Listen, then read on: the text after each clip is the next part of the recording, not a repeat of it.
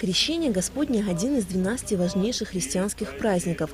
В этот день православные всего мира отмечают евангельское событие, как Иисус Христос в реке Иордан принял крещение водой от Иоанна Предтечи. Ежегодно в крещенский сочельник верующие со всех концов Абхазии едут в село Каман, чтобы совершить ритуальное омовение в реке Святого Василиска. По преданию, ровно в полночь с 18 по 19 января вода во всех источниках становится святой. Люди с головой окунаются в реку, чтобы очиститься духовно.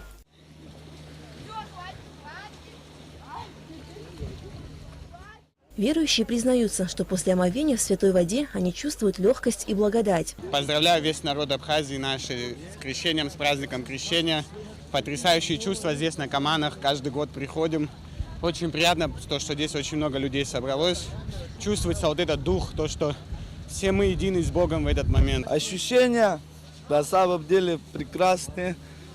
Всем всего блага, счастья. Дорогие жители, поздравляю вас всех с праздником. Приезжайте, скупайтесь.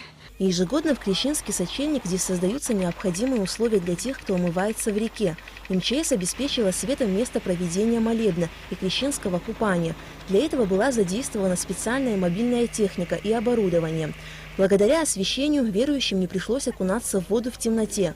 Выходя из воды, люди имели возможность погреться у костра. Уходя домой, они брали с собой святую воду. Считается, что крещенская вода набирает особую силу и целебность. Она может стоять весь год и не портиться.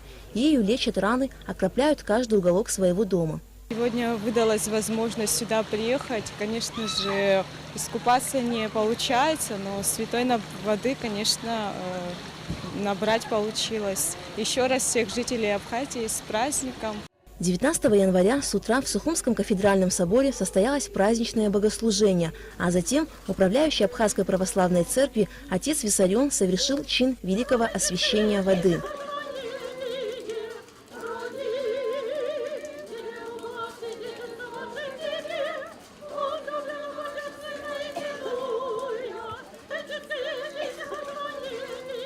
Алика Трапш, Леон Надлиба, Астамур Гожба, Абхазское телевидение.